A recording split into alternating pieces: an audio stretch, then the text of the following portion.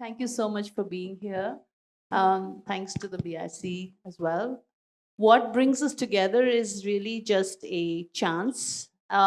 We chance encounter event. We've had one more event before, like several months ago, maybe, and uh, we don't have a lot in common, except we can kind of conceptually say some things that we have in common. Um, and so, worlds within worlds is actually about diversity. You will see a number of different, diverse spaces, times, voices come through in our readings, and a lot of lokas, if you will, a lot of eras as well. Atreyee herself, one moment it's a poem about Canada, another moment it's Vrindavan. Um, Tuhin and Sourav, they have multiple voices in this amazing anthology called Perennial, perfect name for something which is enduring and yet has all these diverse aspects to it. As for me, I mean, I'm going to read some from ancient um, Indian literature, Sanskrit literature, as well as my own poetry, and maybe a couple of poems translating from Anamika's poetry from Hindi. So you will see a whole diverse medley, call it. So may I request Atrey to start the reading, and then we can just go from segment to segment. Thank you. Thanks, Mani. And thank you, BIC, for having this event and with all these wonderful books. And congratulations to the editors of Perennial. I've just reviewed Perennial. It's a wonderful, wonderful collection. The poems I'm going to read today, at least in the first round of readings, are all about, or in some ways engaged with, my own journey in Bhakti. And they are in whatever tangential or direct ways engaged with my own conversation with the divine, especially in the Krishna form. The first poem is called Biraha. The Pakhavat challenge channels my booming father, and the flute my mother. The fluted Krishna descends in the warm twilight, touching the sands of this sanctuary. Behind their painted faces, you see eyes of delight. He's here, he's here, he's here. Govinda Damodara Madhaveti, Govinda Damodara Madhaveti. This flute prays across the stretch of the skies as I fidget in my tears. The widow sings next to me. The tale of her lonely life merges with that of God's loneliness. As she sings in the sharp nasal tone, the Tanpura comes alive. The Pakhawaj drums into my heart. The three sing together the name of the Lord. Biraha, the pang of separation. Biraha, the ache that shapes Radha's wanders along the alleyways of Mathura. In search of Krishna, as we all are, she wanders all around. But he's here, he's here, he's here. Biraha, that I drown in sitting in this courtyard. Biraha, that is not only our preoccupation. The Lord Himself suffers from separation from His beloved as the evening's traffic thickens and monkeys shriek across the tall trees. The next one is called Date Night, Night with a K. I walk these dunes across the clock of a millennium. This clock is my friend, my most hearty friend from the Republic of Madness. For a millennium, I have been looking for Radhika, Radhika, whose braid hung out of the Calcutta tram line. She had limpid, sad eyes and a schoolgirl braid. It has been many clocks now, and I walk in and walk out of the many wrist holes of Radhika. The Calcutta tram line is my friend. It reminds me of the many clocks that burnt out running with me. Thank you, clocks, I say in dried tears. I have stopped counting, for counting was my first sin. Never count, my friends, never ever. Oh, clocks, I'm sorry, for I tried to use time for counting. Time is the veil of Radhika, the unveiling of which was my first sin. Hey, Radhika, you want to get coffee sometime? Anytime, anywhere. I promise I won't look at the waitress.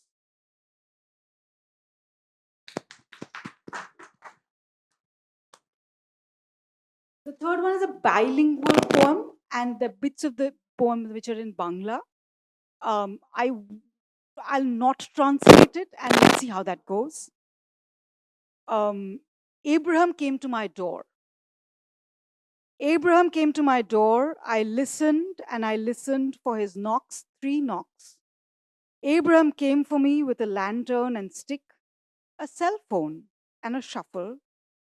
It was time, so I was ready with 2 grains, an empty jar, and a Ziploc bag. And men walk along into the woods, walk past Abraham, his cape and his lantern. Ab- Ab- his cape and his lantern. Abraham এসেছিল আমার দোরে, 1 নয় 3 বার টোকা মেরে, এখনই সময় বোধহয় গোধূলি শেষে ফ্লাইওভারে Abraham এসেছিল আমার দোরে. And the last one in this round, it's called Sri Ramachandra Ji and the Fakir. Sri Ramachandra Ji has descended upon our sacred land, and flowers open up this honeydew morning to greet him, and the waters gurgle ever so slightly by his nearness.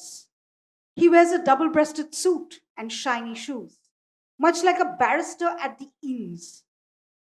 He is a missing top hat. He has a missing top hat, though. His hair is messed up by the balmy air of the Ganges. It is Benares, perhaps. He walks by the Ganges counting corpses, some in fire, some in water. He walks 1,000 nights, he walks in dream by night, by day. His suit is soiled, his shoes are torn. He meets a fakir near the ghat. We don't know the names of ghats anymore. We, the people, the civic body, are busy running from the flies that are surrounding the heaps of the dead. We are the signatories of this mammoth contract of life and death, running for some respite from them damned flies. The fakir is not running. The fakir smokes a tired beedi by the ghat. They sing in your name, Sri Ramachandra Ji.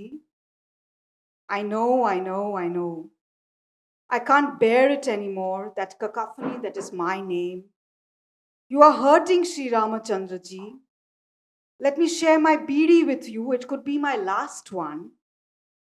It is below Sri Ramachandra Ji's station to smoke a beedi. But who cares now?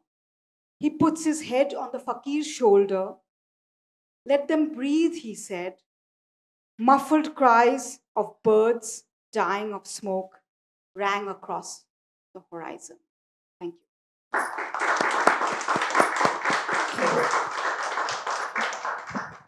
Sourav and Tuhin, your turn. So let me tell you a little bit about this book, Perennial. So this is an anthology I and Tuhin have edited. It's a book in English. 21st century Hindi poets, the representative poets of the century. We have translated them into English. By we, I mean a group of 26 translators. And 40 poets, their work have been included in this book.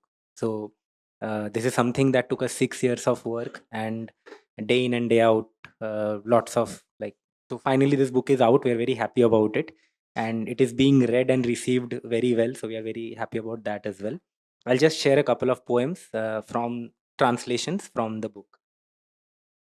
This poem is called Mother's Namaskar. The original poem Maa Ka Namaskar by Manglesh Dabral, translated into English by Sarabjit Garcha. Mother's Namaskar. When mother was well along in years, she would do namaskar to all visitors, as if she were a young girl and all others her elders. She would say to everyone, "Sit and have a bite." To humor her, most of them would pick a snack and sit beside her for a while. Mother would gaze at them with delight and do namaskar even as they left. Though she needn't at her age, she would also do namaskar to the earth, and sometimes even when she was alone. Eventually, when death arrived, she must have done namaskar to him as well, and offering him her life, said, "Sit and have a bite." Thank you. This poem is by Sudhir Ranjan Singh. The poem is titled Inflections of the Verb Sit, Baithna Kriya Ke Abhipraay. And the translator is sitting right next to me, Tuhin Bhowal. Inflections of the verb sit. The mother moans, her daughter sitting at home. The father is angry, his son does nothing but sit. A friend asks, "Won't you sit?" The drunkard slurs, "Let us sit." A traveler scrunches to offer, "Please sit." The whore seduces, "Sit." The ruler rules with his finger, "Sit." Thank you. Okay, this one poem translated by Carol D'Souza, a very good friend of ours. सब ठाठ धरा रह जाएगा. Uday Prakash's poem, heavily political and written in a meter. So we were very scared to touch it ourselves and translate because we knew we'll ruin it. So we reached out to the one of the good translators who we thought would do a justice to it, and I think she has. She's not here with us. She's in Chennai, and she's neck deep into translation and original writing right now. So we are happy that she's in her good space. Uh, the poem is by Uday Prakash, Sab Thaat Dhara Reh Jayega, translated by Carol D'Souza. All these worldly trappings will go. For you have come, so you will go. I will eat roti and rice. You will dig for iron and gold. I will till my field with plough. You will trade in precious stones. I will water luscious trees. You will click selfie photos. I will wring tattered clothes. You will fraternize with the police force. I will study the pages of scrolls. You will flaunt your rising growth. I will smile from down below. You will race the stairs to heavenly abode. I will be the sea and carry on to flow. You will from cannon tops roar. I am pitter patter water. I will pour. You will indulge in royal meals galore. I will eat meager meals as before. All these worldly trappings will go when you will meet your end as every Joe. You will ring temple bells into conscious blow. I will sing the couplets Kabir composed. You will brandish your branded bro. I will visit the doorsteps of Khusro. You will persist in persecuting the poor, but it will melt away your iron core. For you have gained, you will lose so. I have lost, so I will hit the mother lode. Thank you. Tuhin, why don't you? Thank you all for being here. Saturday evening, Bangalore traffic. Thank you to Atreyee, Sourav. When I first moved to Bangalore, he was the first person whom I attended these workshops, and trying to get myself reading deeply in poetry, close reading poetry. Mani is here. It's really humbling to be with her.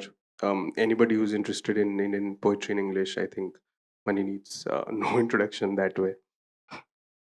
So, yeah, I'll start with a few translations, short ones, and then probably move on to some of my poems, and probably end with one short Bangla poem by Jivananando, translated by me. So, Bangla poetry, it took me 3 decades to finally come to Bangla poetry. So, yeah. So, this poem, the Hindi title is Kudal by Kedarnath Singh. The poem, the title is Shovel. The gardener has left, leaving it at the door. Its presence seems odd to my eyes. But in the dusty light of a passing day, its strange, fiddly, dirt clad arm attracts me. There was work which is done. Soil has been tilled till the roots, and now the shovel is posing silently like a challenge at the door. I consider lifting it from there, bringing it inside and keeping it in any corner. How about the drawing room? I think. If not like a shovel, an ornament just as well. If there can be hawthorns, why not a shovel? But no, my heart said, a shovel cannot live in the drawing room. This might deflate the balance of the house. Then my attention turns towards the kitchen, but against a freshly washed, deep terror of purity which existed there, I found the shovel to be quite helpless. What to do then? I thought. That's when it struck me. Why don't I hide it in the dark beneath the bed? Of course, this will tame my courage a bit, but the scent of mystery, which would be filling the air, will certainly add to the warmth of the house. But wait, a shovel under the bed? I laughed out loud at this amusing image. In the end, I thought about the shovel for a while, standing in front of the shovel, as if carrying it on my shoulders. I was standing in an invisible court, testifying for the shovel's existence on earth. But the question still stood there, right where the gardener had left it. My century's most difficult question asked of me, what happens? What happens to the shovel now? As the darkness kept looming, slowly but gradually in the darkness kept looming the shovel's stature, and now leaving it at the door turned dangerous. Leaving out on the street was impossible. The shovel had no place inside my home.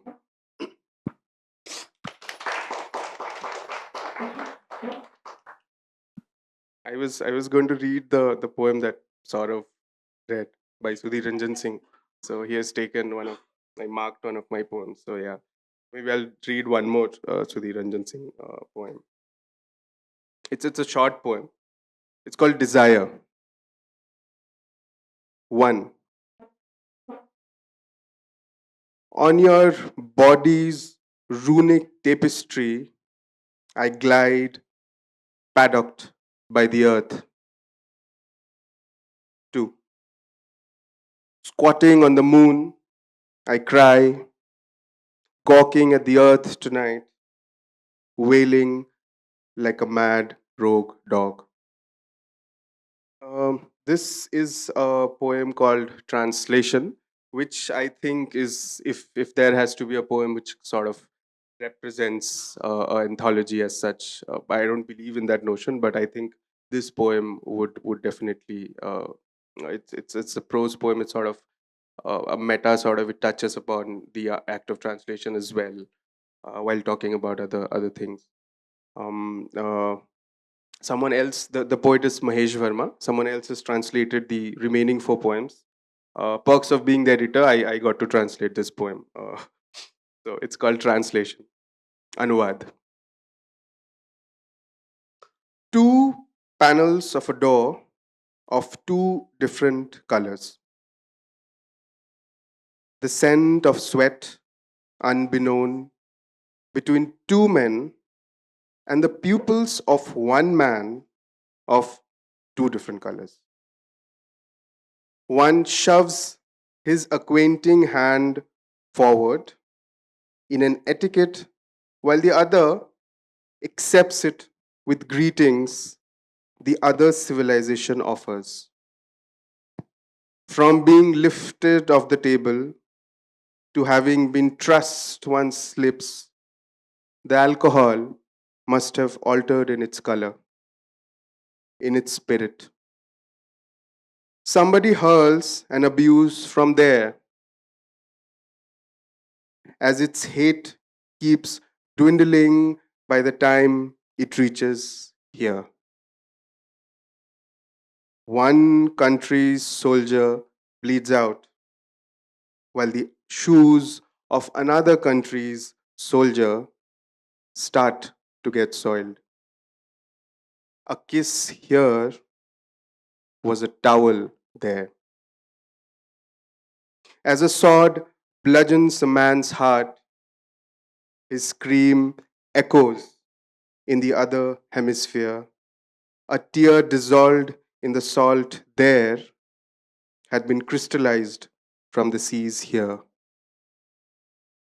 A poem which had begun in that country's cold, misty dusk is abandoned in the other country's clean, breezy evening. Their cavalier will dismount from a horse here. The hate here must end with revenge there, but the color of blood will still be red.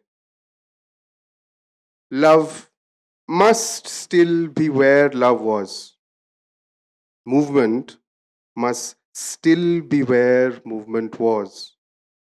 Only the points of views must have changed. The translator runs vagabond on a taut rope suspended from the minarets strung between the rage of two cultures, sometimes halting, mediating balance, total satisfaction nowhere to be found. Thank you.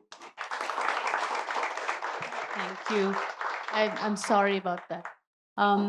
So I'm going to read a few poems from this book, which is called So That You Know. And it has new poems as well as selections from some of my previous books. I've chosen poems that reflect the theme today of worlds within worlds. And the first poem is set in Kashi. I don't know how many of you have been to Banaras, to Kashi, but if you have, you probably have walked on the ghats and experienced that whole completely different realm. I walked from one end of the ghats to all the way to the north, and it was just a completely different experience. That's all I was doing, walking the lanes and the ghats and looking. This is called Kashi Triptych, and it was written actually for a Dante anthology. I was asked to write a poem reflecting Purgatorio, Paradiso, Inferno, and actually I was given 10 months of time, but I never wrote it until the last 10 days when I was in Kashi. And instead, what I did was, instead of the journey of the soul, I converted it into the journey of the body after the life has left the body. And I began my story in the burning ghats. Don't ask who's cooking tonight at Harishchandra and Manikarnika kitchens of Kashi. Shroud, tears, skin, sears, juicy fats, oblation. Did marrow, fizz, fire, laugh? In 3 hours and a half, this human log collectible in a dustpan. For the first time, I think to count your eyelashes, to pluck them before they're singed. Of each, I'll make a boat unmoored. Where in the worlds are you? As if I poured a sky of wax on you, everywhere you are not, your exact absence.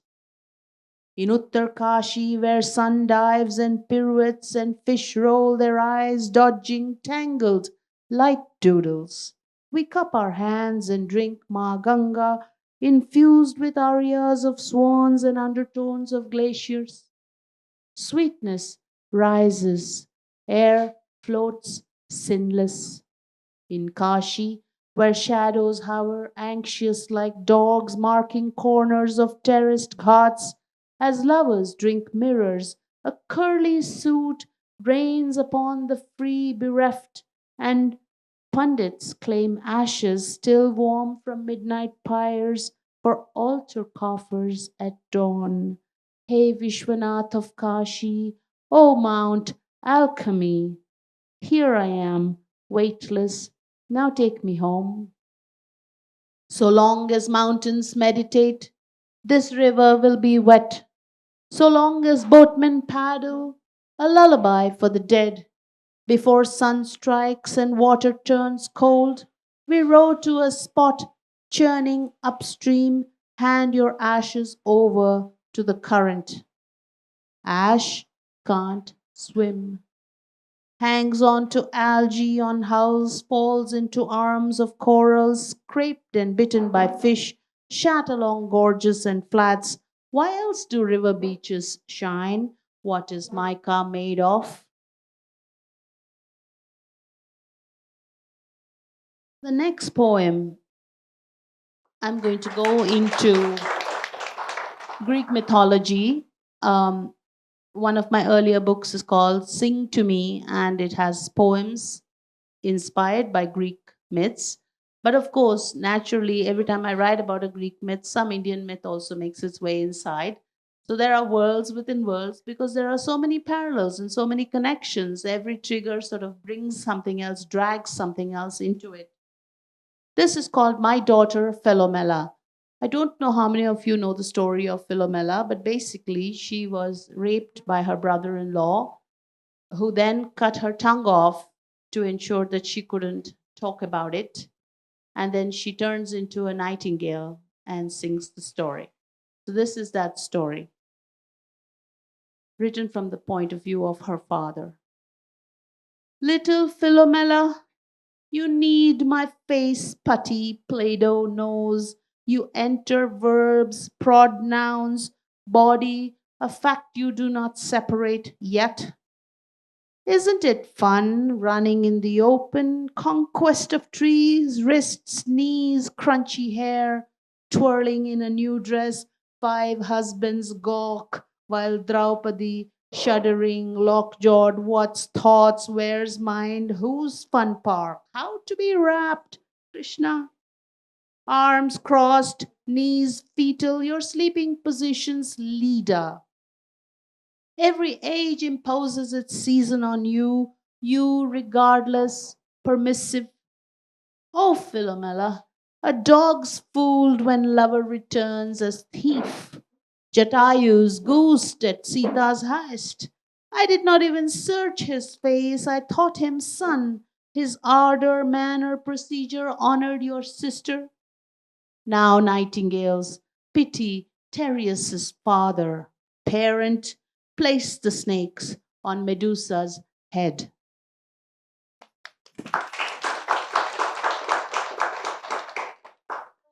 Take, take us into another realm, another sort of, I would say, socio-economic point of view.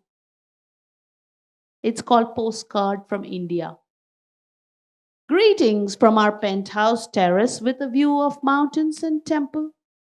When you visit, we'll sit in the hammocks and sip a fresh infusion of tulsi while temple speakers blow us mantras. Translucent roofing lets in the sun for the plants, but we have fans and can move inside into AC. Everything is now available here thanks to online shopping. We are spared exposure to pushy crowds and bad handling practices.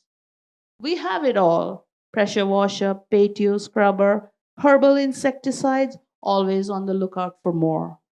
Efficient masks, no clothes dryer though. As I said, there is the sun. We had to train the staff a bunch. Used washcloths to a separate section of the clothesline, buckets for chemicals marked with hashtags, fresh mop water from room to room. First thing in the morning, our driver wipes the front gate with bleach. All rounder, he even cleans fans if we ask him to. We've taught our cook how to make pasta, House saute does not mean fry. I discreetly inspect her nails. It's hot. My heels are cracked, but cold pressed coconut oil soothes. I wear my kung fu shoes in the house. It's hot, too dusty to go walking, and always too much trash, so I don't. I can no longer sit cross legged to meditate. My dear, I close my eyes and recall how much you wanted to do service in the slums of Bombay.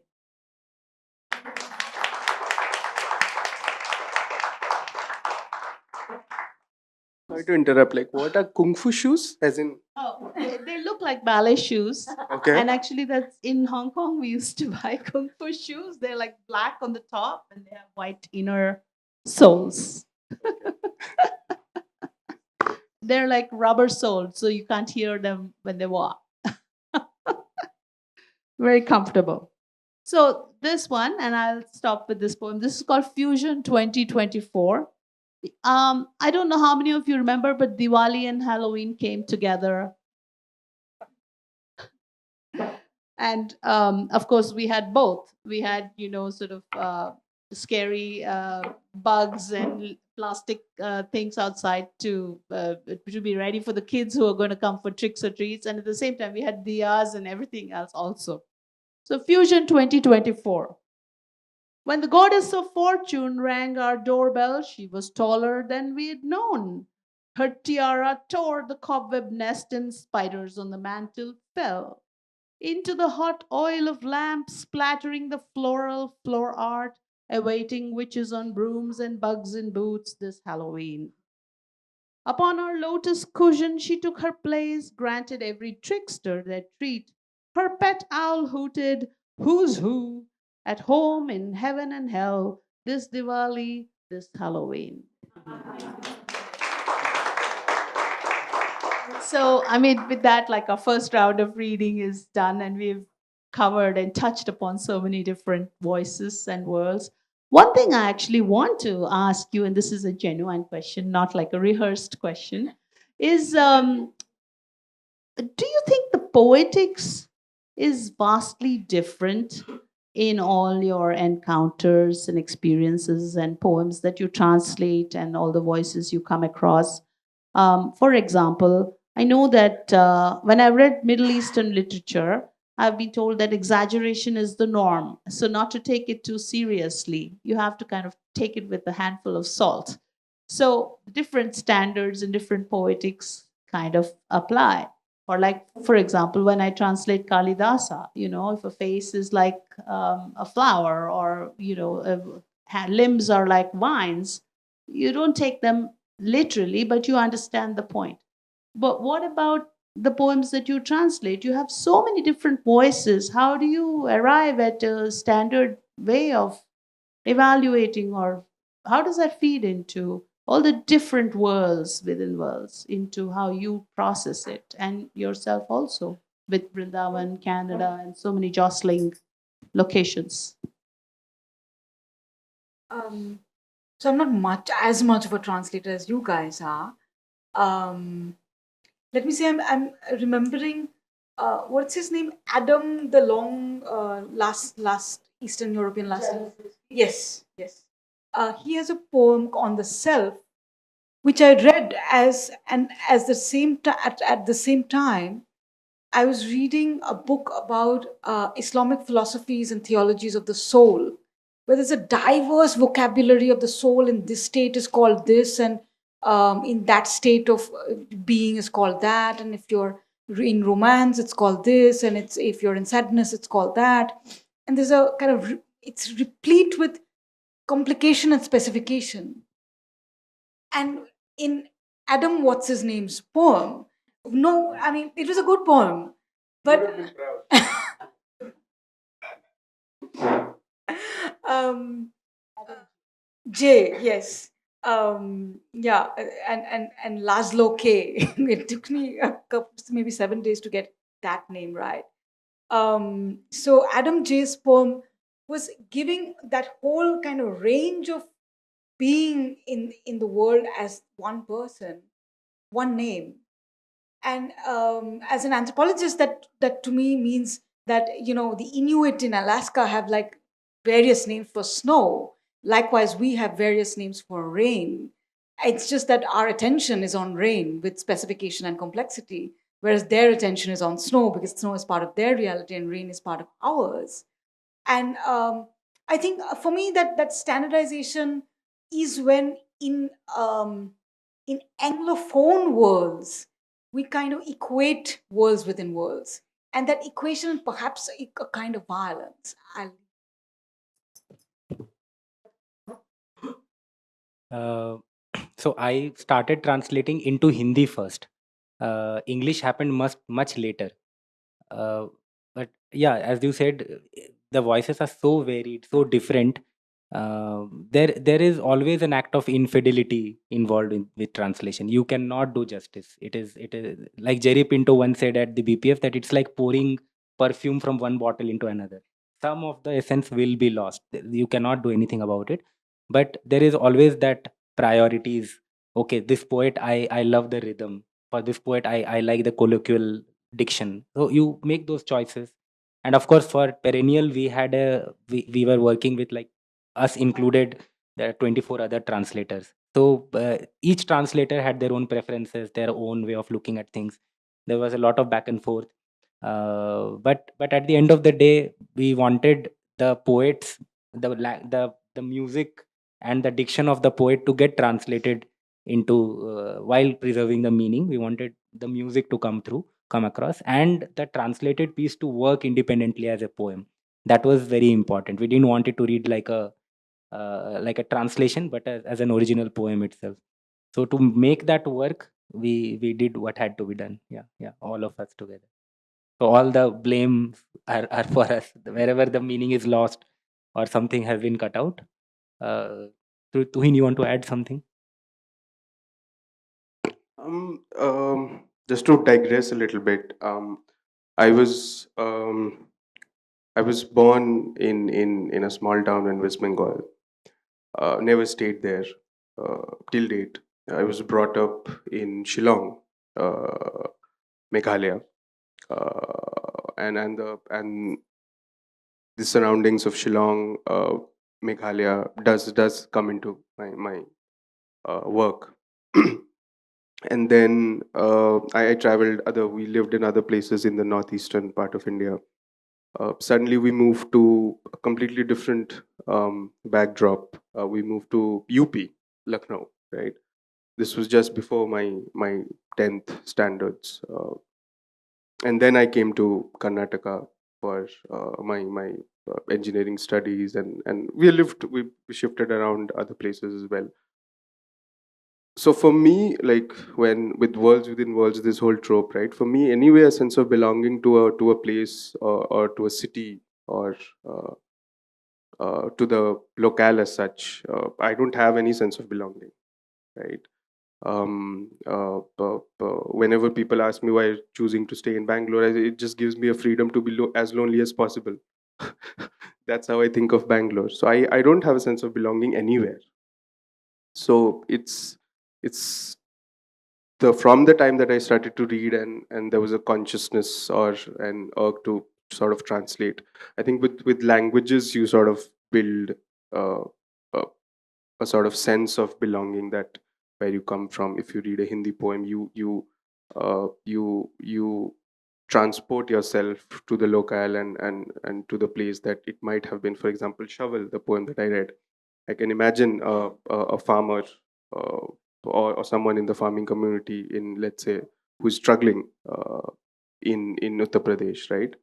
That is how I build my sense of belonging with world as such. And I think um, probably I have not answered the question at all. But with translation, I mean, the challenge with translation is, Atreyee mentioned Laszlo K. Now, I'm a big Krasznahorkai fan. Um, in his interviews, I think after the first translation came, which was Melancholy of Resistance, he said, I am not, if people are not reading me in Hungarian, all my translated books are, people are not reading me. People are reading the translators, right? I think all the poems here, this has 200 poems. any reader who reads this in English, that's how I think about translation. Nobody is reading the poets. You are reading the translator as a writer or a poet. Uh, the book itself contains a epigraph from Borges, who said that the original is unfaithful to the translation, right? So it's we are in that sort of times where the moment it is translated, it's original, it's a standalone work in that language. It's sort of stupid to me to go back and think, oh, what would this have been in Hindi or Bangla, or but then there are other means and other ways and other nuances where we actually evaluate a translation. So I would actually disagree a lot with you, and I have Yeah. quite a different perspective on this. I think, for example, nobody is buying Kalidasa because it's Mani Rao. They're buying Kalidasa because it's Kalidasa, and they expect the book to represent that. But of course, my voice is also there, and I'm the channel and I'm the medium, and my own poetics will come into it.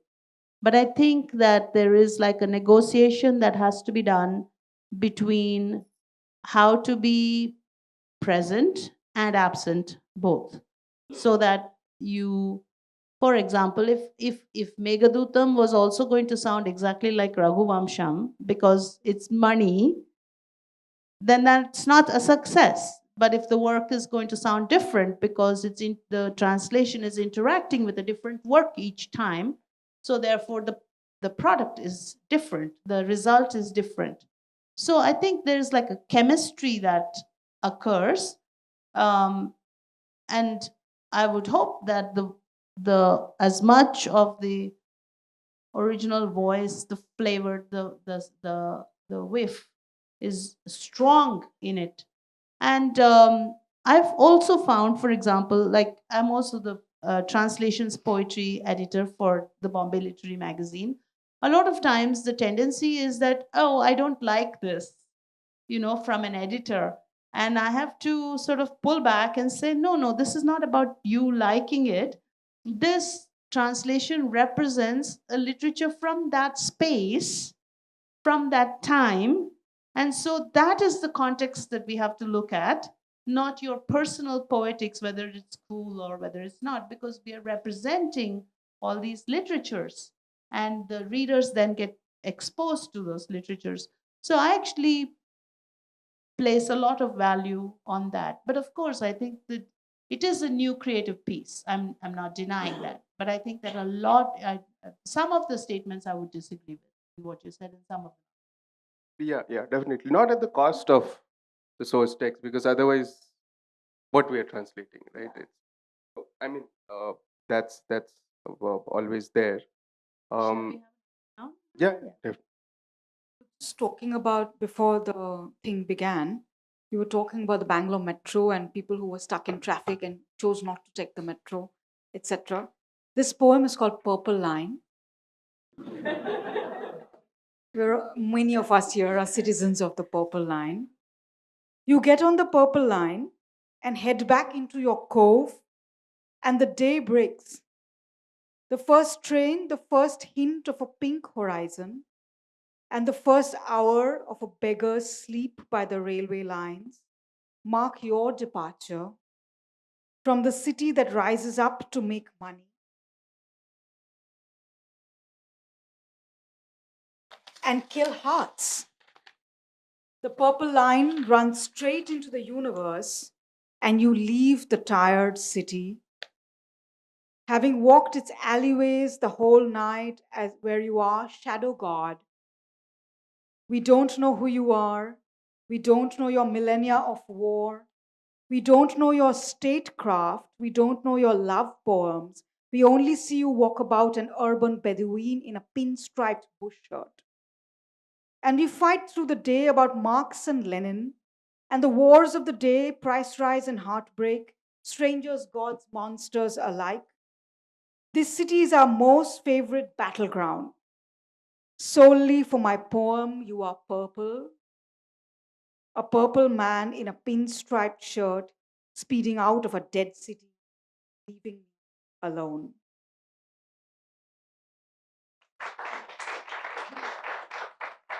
The next one is also a color poem. It's called Lilac. In the name of the cowherd god, you turn pink at the turn of the clock. When cattle walk home, I take my phone out to square you out onto an IG story. This story is interrupted time and time again by tentacles of this ugly city. People's bobbing heads and truck headlights. Bangalore grows into eternity and my taxi ride never ends. I square and square your lavender and it spills out of my frame. IG stories be damned. Damn you, lilac piece of sky, I say. You belong in my smartphone. You belong in my pink cocktail. You belong in my colorless heart. I need to grab you like sand granules in my 5 fingers. This ugly city shields you from private ownership. The cowherd sky refuses my phone, my wallet, my finger, and my heart.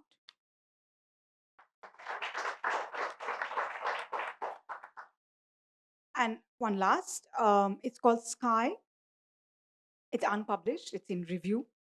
It's a poem that is dedicated to A.K. Ramanujan. It's called Sky. Professor AKR stands before a high Chicago fortress window, staring into the Lake Michigan. The frozen lake reflects back on his pupils, an ancient nomad, swung on a trapeze between Kannada, Tamil, Telugu, Sanskrit, hung out to dry on the crucifix of English, that Mysore boy, that time traveler, soothsayer, time the endless refraction of clean surfaces, frozen lakes, and gray brown pupils. The little boy beneath my window dives into a video game window.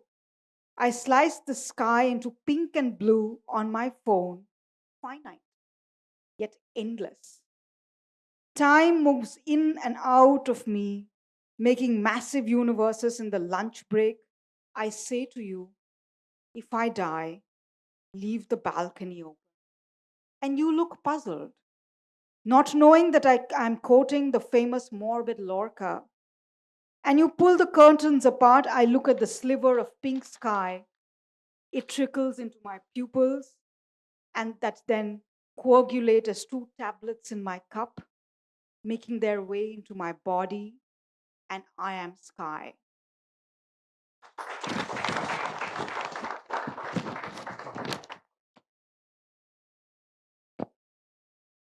So Hindi is my primary language. I'll read some of my own work in Hindi. Before you begin, there was a request from audience that if you're reading in Hindi, which you will, just give a very brief summary of the poem so that they can. It's easier for them to follow. Okay. So this poem is called Himakat. Himakat means audacity, but it in a slightly foolish way also. This poem is about. It's very sad to explain poems. I don't like to do that. I'm sorry, I can't do this. Okay, I'll just read the poem. Okay? I could not say this to the person, so I. Maybe Tuhin can give us. Don't explain it, just summarize.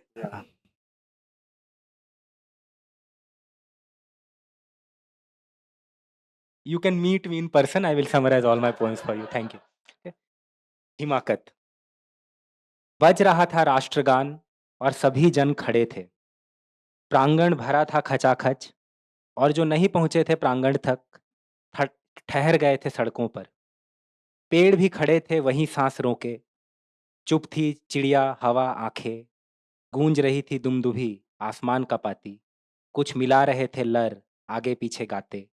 कुछ चुप थे कुछ बाह लटकाए चिल्लाते. और सब के सब खड़े थे. नहीं खड़ी थी सिर्फ एक स्त्री झाड़ू लेकर प्रांगण बुहारती.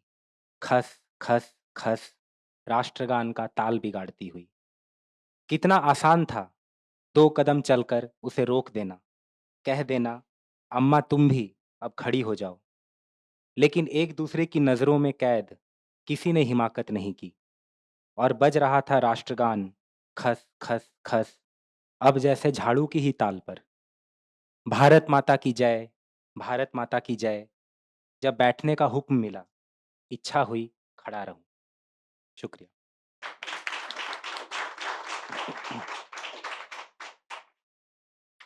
ये एक कविता है, इसका नाम है दया। दया मीन्स काइंडनेस, दया।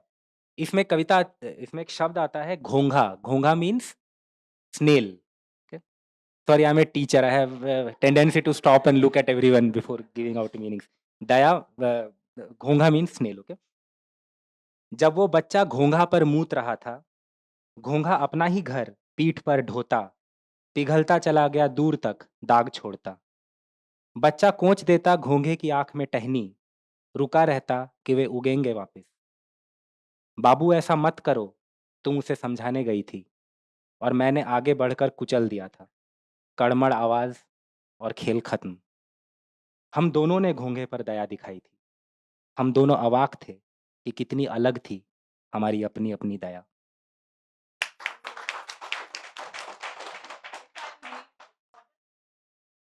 Speechless, speechless. ये कविता है समुद्र तट पर। अंजूरी बराबर मछली समुद्र तट पर छटपटाती, रेत पर लिखती जा रही थी अपने जल शब्द। आती एक और लहर ले जाती उसे वापस, कि अचानक उसे कुत्ते ने खा लिया।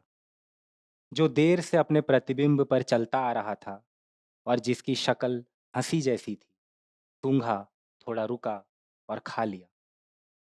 उसका दर्द, इसका हर्ष, यह कैसा सत्य था कि समुद्र कुछ कहने को हुआ और पीछे हट गया।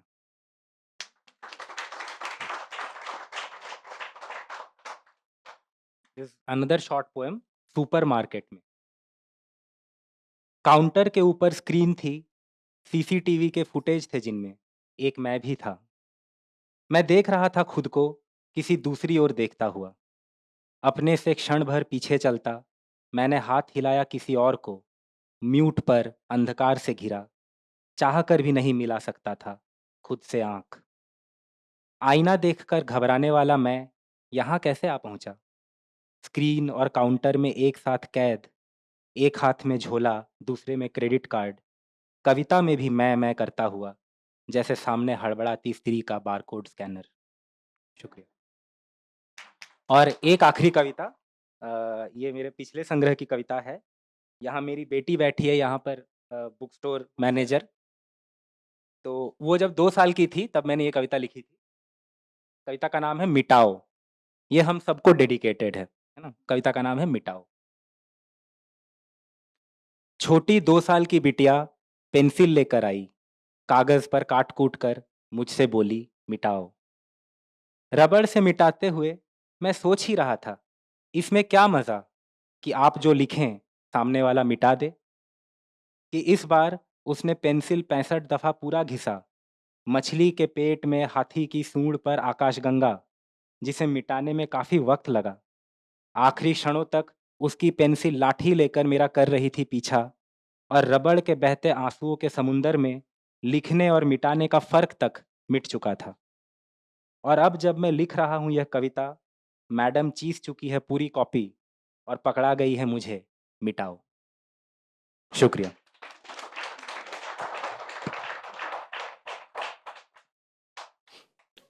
I'll just read one more round of short translations, and maybe one from Bangla. Atreyee can help me read. Not help, but I'd like her to read the Bangla poem. Again, another Kedarnath Singh poem. The Hindi title is Dusre Shahar Mein. In another city.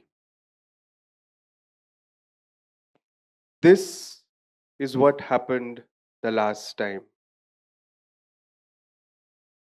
This is what will happen the next time too.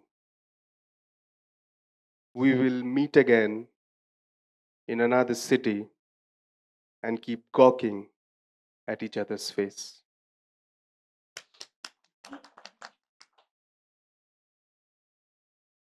This is a poet. This is the poet Gagan Gill. Vidya is here, our good friend. She's a wonderful translator. So I'll read one poem by Gagan Gill, translated by Vidya. And Gagan Gill is sort of a different poet in the current realm of Hindi poets, I guess, because she's still employing forms of meter and rhyme and staccato like verses, which are rarer in the current contemporary Hindi writing which is coming out. This is called Sunk in the Heart. Sunk in the heart swims a boat, a twig, a dead swimmer. Asleep in the heart glides a fish, a spider, a web, a crocodile trapped. Weary sleep wanders inside the head. Black moss, a ripple, gurgling of a lost affair. A life snuffed out, slowly a resolve, a thirst, a desire, an offspring.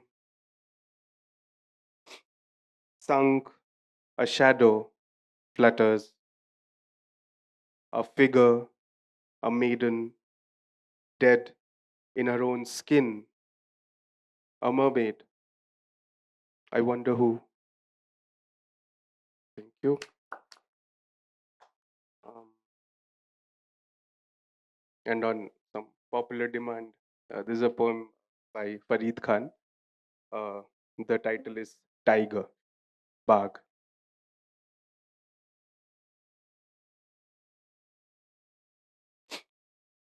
I'm hopeful that to save its own species, the tiger will become a poet. The way dinosaurs became lizards, and the poet, occasionally, a tiger. It is the claw that brings forth the poet and the tiger. Both leave their marks, both are killed. Both are killed.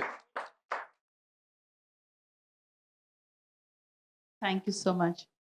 Um, I'm going to follow the vein of some of what you read by going for like two really short poems before I turn to something longer. So you all know that when you know something, you really know something. Yes. I'm also looking around like Sourav, like teacher. Like, look at everybody in the class. How I knew. This poem is called How I Knew. How I knew it was you, not because you said it was not you, or that you don't even know the word I heard you say, but that I told you of my dream over the rim of my coffee cup first thing this morning, accusingly. The next short poem is called Safe. Safe means safe. When I tell my mother I'm going someplace, she warns me of crocodiles that look like logs, mountain lions behind rocks, lonely roads and rakes, tall grass, irate snakes. One must never enter caves or go to the restroom in large malls solo. She speaks without word breaks. No wonder I am so fearless, all the panic safe with her.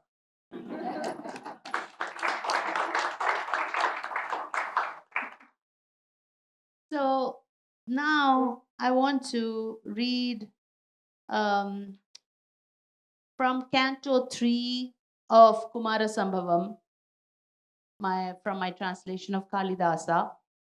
And really, I want us to notice how things are so familiar in the scene.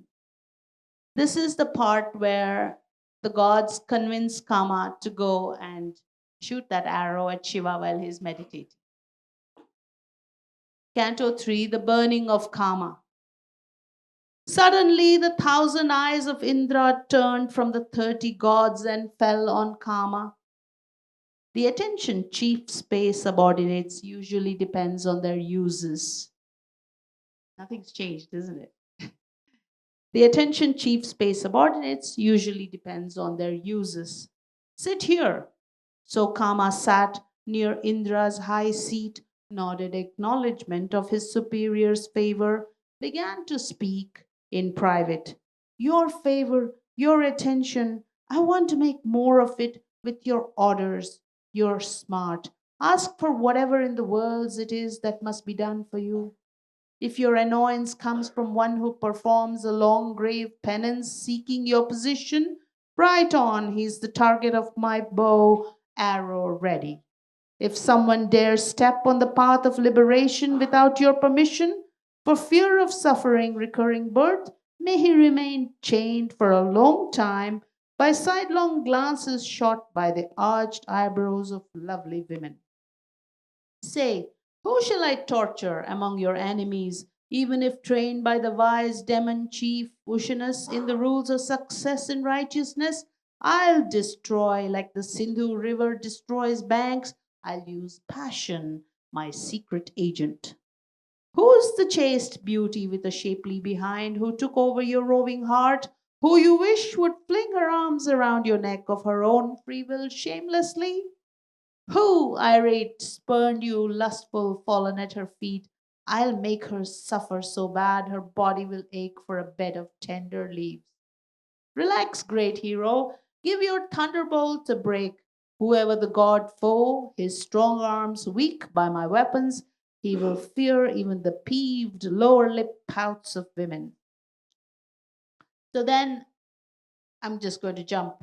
Indra moved his leg off his thigh, graced a stool with his foot, said to Kama, who had so openly declared his talent for the task.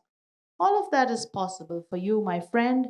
I have two weapons, the thunderbolt and you. The thunderbolt is useless on those with yogic powers, but you do get around successfully. So then basically he flatters Kama and tells him to go and shoot this bow and arrow. So then we jump to what happens after that. To get the job done, even at the risk of his body, Kama went to Shiva's place in the Himalayas with friend Spring, with consort Rati, who followed hesitatingly. Spring, the pride of mind-born desire, Kama took shape in that forest for self-controlled ascetics in meditation, inconvenient. Unduly, the hot-rayed sun began to move north. The southern direction released fragrant breezes like improper sighs. Sun, a vagrant lover; south, a pining girlfriend.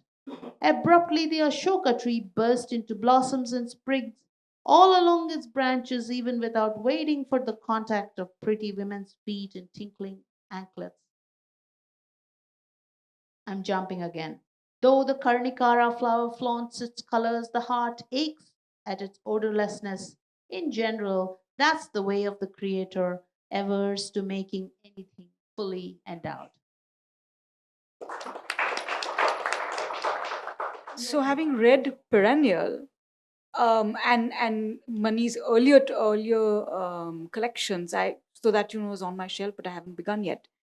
I know that several kinds of objects, the kodal, there's a poem about a railway station platform in the thing, in Perennial, body parts in various poems of yours, the ghats, the detail with which you go into ashes and flesh and stuff like that in your Kashi poem, which is in the Dante collection of the Sangam poetry collection.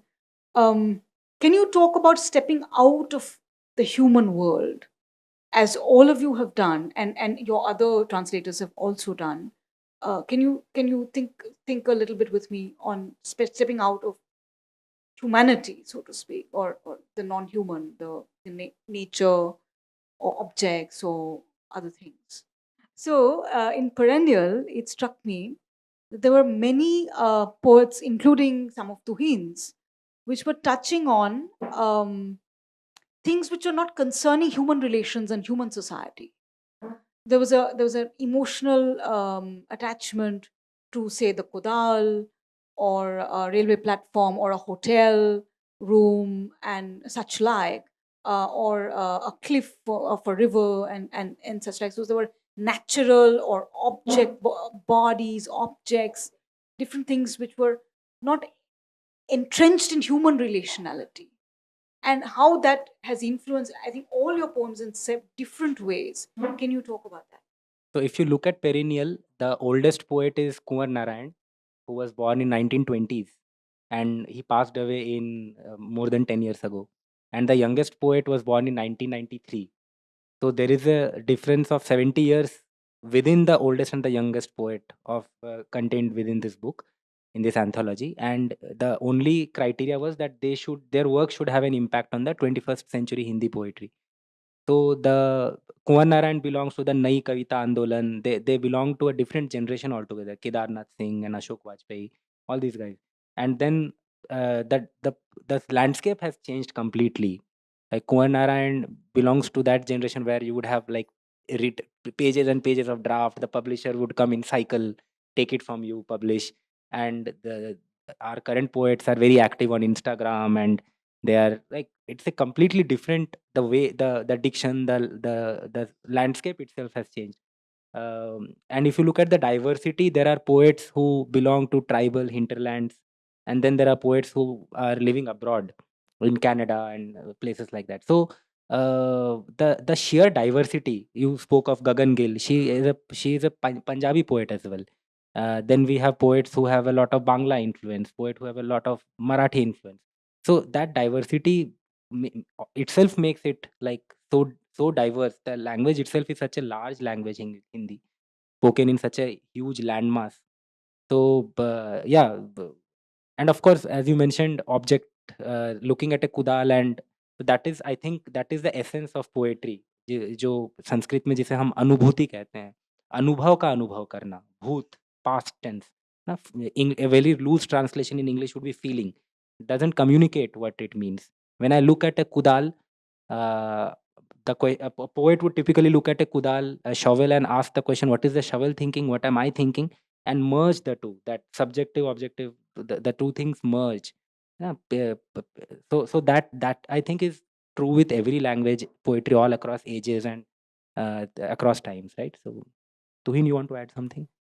Or Mani, you want to add? Actually, we're rescued by time from this really difficult question. But I can tell you that whenever I try to transport into something, I always end up with my own concerns. You know, if it's like a poem on peacock's calls, and it's all about mating calls and separation and mockery and so on.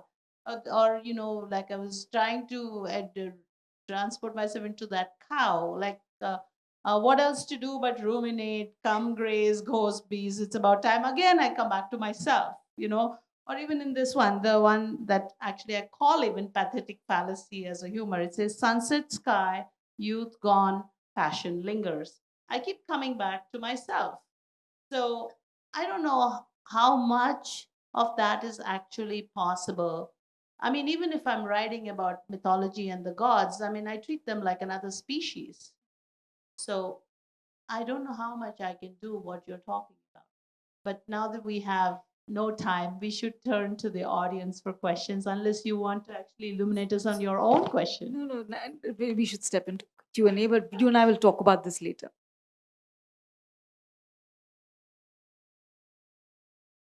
So my question is for Atreyee. A very simple and direct question from one of either of the first two poems that you had read. I would want to know a little more on how you understand, how you interpret the relationship between the widow and the divine. Again, difficult question, but let me try. This is a particular person who was actually sitting next to me in a temple and singing in a very high pitched but strong voice. And I told her after the service, the seva of singing, I told her that, you have a very nice voice and you sing so well. And she's just ambivalently looked through me and she said, Sabhi Bihari ji ki kripa hai. Everything is by the blessing of the Lord. And she was completely ambivalent to the compliment, to the flattery that I was trying to engage her with. Um, in these elements of being in the world and not being in the world simultaneously, I see the divine. So in that moment, maybe the widow is not an incarnation, but she was a person who spoke to me in this kind of being in the world and not in the world. And in that moment, I think I saw some glimpses of quality of the divine in her as well. Yeah, thank you for sharing your poems. My question is about the title of the book. What is perennial here? So Agye, when he's a very well-known Hindi poet, somebody we really worship and revere. So when he made a collection of all his poems, collected works, he named it Sadanira. Sadanira means a river that always has water in it. Sadanira. So I was very impressed by that title. And when we were working on this book, we realized that, I mean, I started with a standpoint of cynicism that nothing is good is being written in my time. But as we started reading and digging deep, we realized that no, this is like, it looks stagnant from the surface, but it is a fast moving. The Hindi poetry has broadened a lot compared to, like, now today, all the poetry that was called poetry of margins in the 90s, Dalit poetry, Adivasi poetry, women literature. Today it is mainstream. Today there are more women writers than men. Today there are more women readers than there are men. Teachers teaching literature across Indian colleges, schools, women are dominating. So everything, so it has widened. The voices, the kind of poetry being written, the perspectives, the diction, everything has widened. And that is why from a distance it looks stagnant.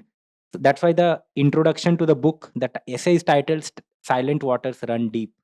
And within that introduction, I have tried to like connect the metaphor of perennial river with how Hindi poetry is functioning and looking today. Yeah. Thank you, panel and poets. It was very lovely, English and Hindi together. So, question to everybody is, if you could share what is easy or what is tough in poetry? If you had to write or capture a thought into like anything, like as our teacher mentioned, mitao, that was very beautiful. It was very situational. I could relate so much to that if somebody writes or wants to write, they don't know what to write. That is very intuitive in a way that they can take away how to write something. So if you could share a little bit about what goes on when you write, it could be easy, could be tough, anything. I mean, if you're just talking about like if we find it easy to write or difficult to write for some people, I've heard like Sourav and I are good friends, so I've heard him say that the whole process of writing and working on a draft is quite moving, quite motivating, probably therapeutic as such. If you're talking from that standpoint, how do we write, or how do we? I think all of us lead different lives as such, schedule as such. For me personally, uh, it's very difficult, right? I do everything in my, let's say tomorrow I'll wake up and the day will end. I will do everything in the course of that day where I don't go to writing. It's very difficult for me. Um, uh, so I think nothing is easy as such. It's very difficult process for me as such. Reading sometimes it's easier than writing, or sometimes translation is easier because you don't have the whole dread of that. You have something to start with, and then there are notions that you deal with, how to translate music, how to translate the culture, how to translate the other aspects of the poem, right, of the poet. But for me personally, it's the worst thing that Arvind Krishna Mehrotra, I think, famously said that after I've written a poem, I don't even know where the next poem will come. from where the next poem will come. So if Mehrotra doesn't know where the next poem will come, I definitely don't know. So yeah, it's very difficult. Yeah, and a lot of staring is involved. So looking at walls and spending time with house geckos, objects. So a lot of staring is involved. Yeah. Yeah, my question is how easy is it to translate a poem which is very culturally or linguistically specific? I mean, the one you read about the inflections of sit. And Indian languages, the inflections, we have so many inflections, whereas when you're translating it into Hindi, then I mean into English, then there are very limited inflections. Then I noticed mother's pranams, we have not translated pranams, we've kept it as pranams. This greeting obviously doesn't do justice. So when is it more difficult to translate? Obviously, the difficulty levels are not the same. So, if you can elaborate on, did you ever decide, no, I cannot translate this, so I will not translate it because it's that much more challenging to translate?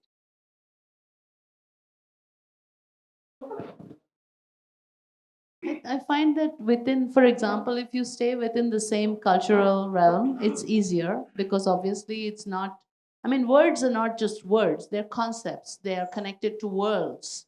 So, whether, like, an example, like, say, the Atman, or, if you call it the soul, that's a mistranslation actually, because all the associations of Atman are different from all the associations of soul.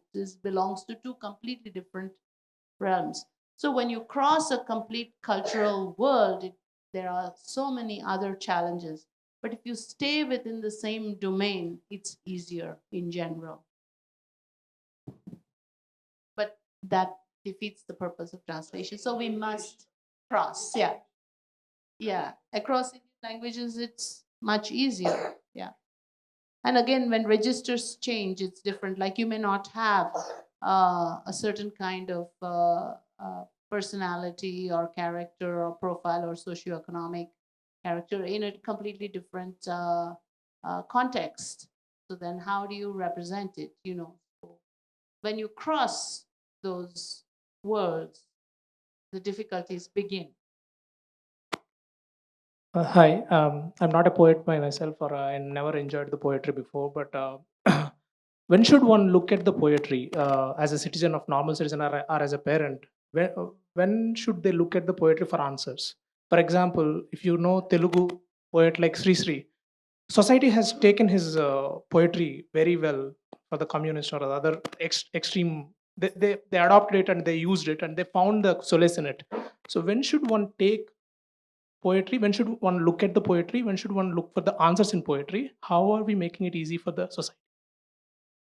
It's not easy to find the categories, right? If I want to find out, let's say, Brindavan or some Krishna related poetry, I don't know the poets as a newbie, right? When should one look at uh, answers in the poetry? My suggestion would be don't. One word answer, because we are expecting too much from the poets. Na? I mean, there are people who are studying how to give answers. They are not coming up with answers. Yeah. See, art, there is this primary difference between art and culture. Although we have the same Ministry of Art and Culture, but they are two very different things. Culture celebrates the status quo. Art questions it. And poetry belongs to the domain of art. Now, when you mention Sri Sri, or when I talk about Kabir, Tulsidas, whoever, like Bhakti poets, any language, they were questioning the norms of their era. Kalidas. And Kumar Sambhava was banned because of the sex scenes between Shiva and. So it was like it that we so every poet in that time is questioning. Now, as time progresses, they get cemented into culture, and we try to look for answers in them. And that is not what they intended to do. That's how I feel. I mean, if we are not raising questions, if I'm giving answer, then I'd rather write self-help books, not poetry, right? What a fantastic answer, really. Slightly different. I just want to come back with a slightly different take. Don't touch poetry until you have heartache. I'll stop. I have a question. Like in other forms of art, like music, they can train the students. In poetry, is there any possibility to train the successors or your students, or and is it easy to do that, or it's impossible to do that? I would love to respond with a poem on that, but while I find it, somebody else can say something. Um, I think I do. Many people go to MFA programs or literature programs to learn how to write poetry. I know that Tuhin is a techie. Uh, Both of us are teachers. Mani has been in the media industry before. So poets do not come out of schools of poetry, I think. But I think all of us can say, and others will probably agree, that in our private search for our own voice in poetry, we've studied a fair bit of a range of voices in different languages and different schools of poetry. For me, I went through a phase where I was really into the beats. I'm kind of not proud of that phase, but the beach poets, like Allen Ginsberg, etc. But and then there was a point where I found a lot of resonance with bhakti poetry and some Bangla poetry, etc. And I think similar things would have happened with each of the other panelists. But that journey is a private journey. I don't think the trained poets, like kind of business managers, come out of like MBA programs. That kind of thing will work. Yeah. So I have a poem on this topic. It's called Advanced Lessons. When their tummies growl for prasad, my kids sit up straight in bhajans and clap in sync. Though their skies rain nouns, love, truth, justice, my students use verbs. By passing clenched fists, their conscientious poems get published in conscientious journals. What bowing does not make humble, what smiling does not make happy, they fake now what life makes later.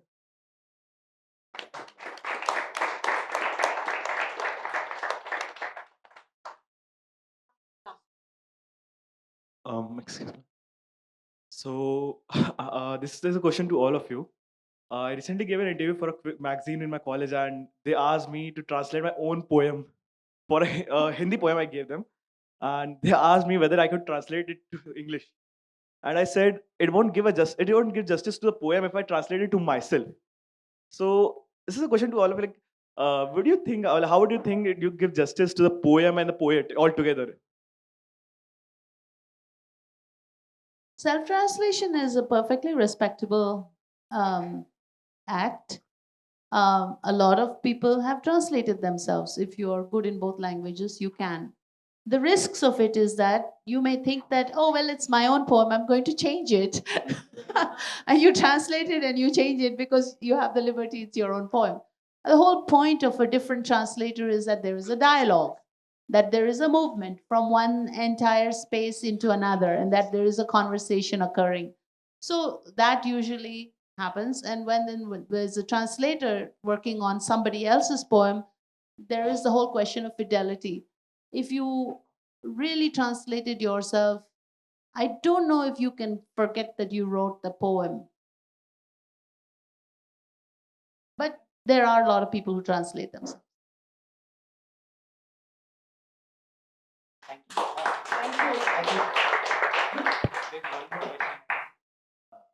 तुहिन और सौरभ से है कि इस किताब के लिए आपने जिन भी कविताओं को चुना है, उसके चुनाव का आधार क्या था? आपने इन्हीं कविताओं को क्यों चुना? पहली बात तो ये थी कि वो कविताएँ पढ़ के लगना चाहिए कि इसका अनुवाद किया जा सकता है। कुछ कविताएँ पढ़कर ही महसूस होता है कि इसका अनुवाद तो ना हो पाएगा, या है ना? भले ही कविता पसंद आए। तो पहली बात तो ये कि कविता पसंद आनी चाहिए, दूसरी बात ये कि कविता ठीक लगनी चाहिए, और हमने लॉन्ग लिस्ट बनाए थे। फिर जब हमारे पास बहुत सारी कविताएँ आ गई, तब हम ये सोचने लगे कि किताब में कैसे हम एक विविधता ला सकें। मिलती-जुलती कविताएँ ना अनुवाद की जाए, भले ही किसी और की कोई और कविता का अनुवाद कर दी जाए। तो इसमें बहुत सारा मतलब हमने बहुत सारा संतुलन इसमें लाने की कोशिश की गई है। लेकिन इन्हीं सब चीज़ों को ध्यान में रख के, और छोटी कविताएँ, कोई बहुत लंबी कविता कर दी, आधी किताब एक ही कविता से भर गई, ऐसा ना हो, है ना? इन सब चीज़ों को हमने थोड़ा-सा ध्यान में रखा था। Thank you so much. Thank you, everyone. Thank you so much.